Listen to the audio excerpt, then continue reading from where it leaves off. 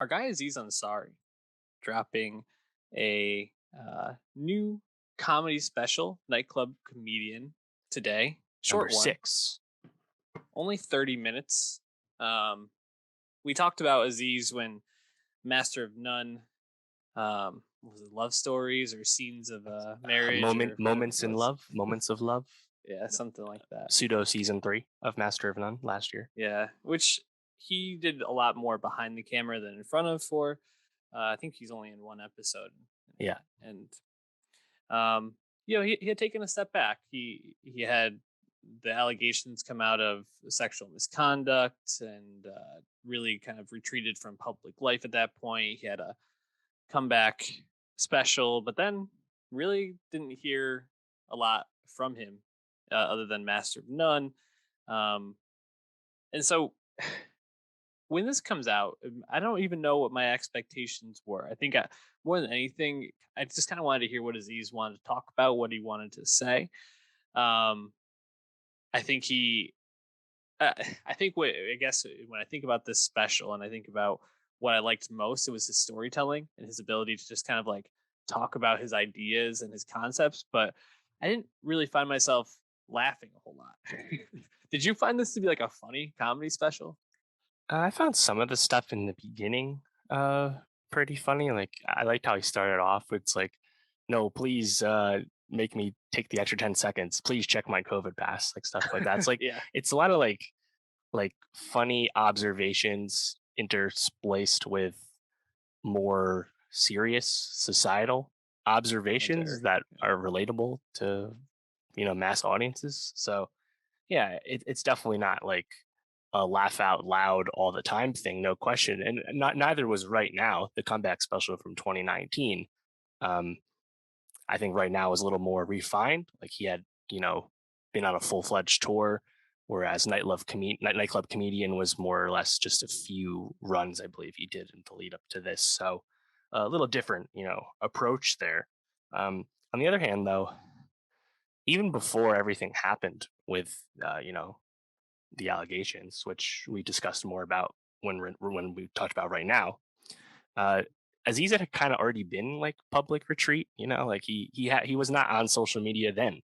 He True. wasn't acting in all kinds of movies or anything. He was already doing kind of what he talked about in this special, where he kind of only does what he really likes to do, and that had largely been doing a stand up once in a while and making Master of None, of which he like is very involved in the creation of. So on the other hand, I think what's definitely different is like the almost precocious energy of his joke telling is definitely gone. He's definitely a lot more reserved now. Yeah.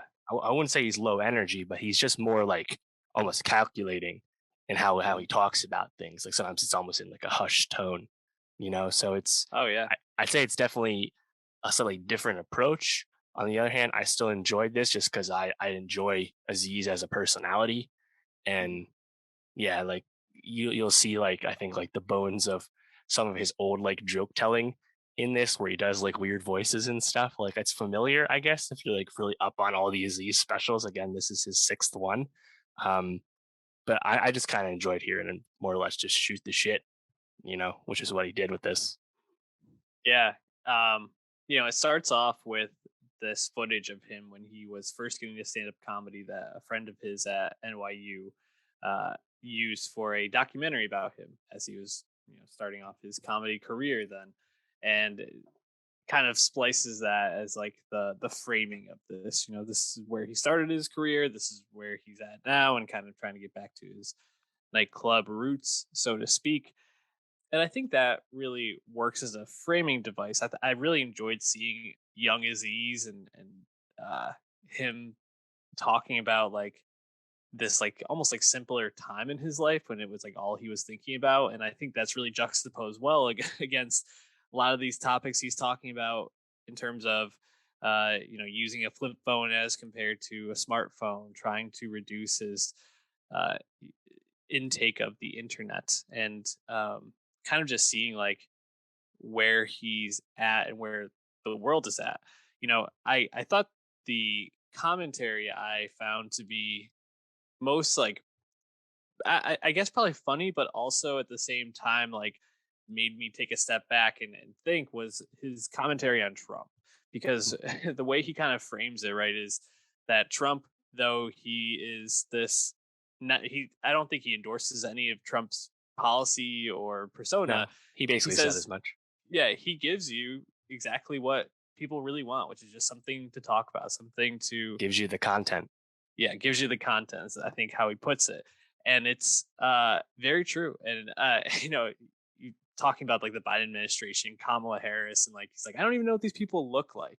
Like, and he just talks about how he likes Trump as a president because he was entertaining. And that's kind of like where we've gotten to, where we just constantly want to be entertained, even when we're on, on the phone with our mom and we're looking up the what, like 16 things that what celebrity was it can't live without. Yeah, I forgot. On Yeah. vacation, yeah. But I just thought that was such a astute observation, something that really made you think. And I think when you think about Aziz's earlier specials, he always was a pretty thoughtful guy. But like you said, he had that personality and that stage presence that was so like neurotic and just kind of Mm, all over the place, and really brought such like a high pitch. And when he uses it here, it, you can like hear old Aziz, but it's not him. And right. he's grown, and he's not ever going to be the Aziz I think we came to know him as coming up again, which is probably for the best. Right. Yeah, he's 38 now, and I wonder if he gets back to being like stadium tour Aziz. Let's not forget he's one of only like 10 stand-up comedians to sell out Madison Square Garden. Doesn't mean he's the best stand-up ever, but it definitely means he's significant. And he's just at a different place in his approach now. It's not so much making you laugh as much as more or less making you think. And uh, along those lines of what you were saying, I liked his talking about the algorithm and how everyone collectively is worse than Trump because we're all kind of just slaves to this stuff, right? Yeah, And how he goes out and how he's actually on team flip phone, which I totally buy actually, again, given how um, long he's been off social media, where we're just having a manager post for him promotionally, makes total sense. I think probably the funniest thing does on Nightclub Comedian is his joke about Ice Cube and the colonoscopy versus not getting the vaccine and stuff, yeah, which is led to from his jokes about Aaron Rodgers, which I thought were pretty funny. He's suggesting empathy and at least a different approach to stuff versus just punching down and gang piling yeah. on and stuff like that, which I think is Game definitely doesn't work. right. And that's good. And then he leads into the cube joke, which he obviously ends with it being like, "Hey, I actually don't know if this is true," which is really funny because like I think everyone's kind of on for the ride. You're like, because it's just so funny and entertaining. You're like, oh yeah, I was thinking as I was watching, I was like, did Ice Cube get a colonoscopy? Is that like public knowledge? And I then he know. says it's made up. It's really funny.